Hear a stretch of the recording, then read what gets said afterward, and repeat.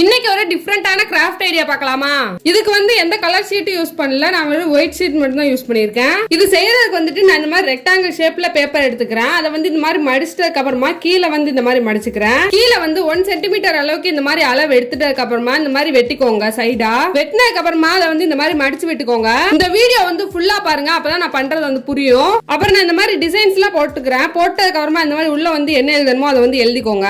அப்புறம் இன்னொரு பேப்பரை இந்த மாதிரி ஃபோல்ட் பண்ணி வச்சிருக்கேன். அதை இந்த மாதிரி டிசைன்ஸ் எல்லாம் போட்டுக்கிறேன். நீங்க என்ன டிசைன் வேணுமோ அந்த மாதிரி போட்டுக்கோங்க. அப்புறம் இந்த மாதிரி 1 சென்டிமீட்டர் அளவுக்கு எடுத்து வச்சிருக்கோம்ல, அதை இந்த மாதிரி கம் அப்ளை பண்ணி ஒட்டிக்கலாம். இந்த மாதிரி சைடா வச்சு ஒட்டிக்கோங்க. இந்த வீடியோ பார்த்தாலே தெரியும். நீங்க இந்த வீடியோ ஃபுல்லா பாத்தீங்கன்னா அப்படி உங்களுக்கு எல்லாமே புரிஞ்சிடும். அப்படியே புரியல அப்படின்னா கமெண்ட் பண்ணுங்க, நான் லென்த் வீடியோ போடுறேன். அந்த சைடா வச்சோம்ல, அதை இந்த மாதிரி 2 சைடும் க்ளூ அப்ளை பண்ணி ஒட்டிட்டீங்கன்னா நம்மளுக்கு இந்த மாதிரி கிடைச்சிரும். இதுல நீங்க போட்டோ வச்சுக்கணும்னா கூட வச்சுக்கலாம். நான் சும்மா எழுதி தான் வச்சிருக்கேன். நீங்க எழுதி கொடுக்கறதுனால கொடுக்கலாம். அவ்வளவுதான், நம்ம ஈஸியா கிஃப்ட் ரெடி பண்ணிட்டோம்.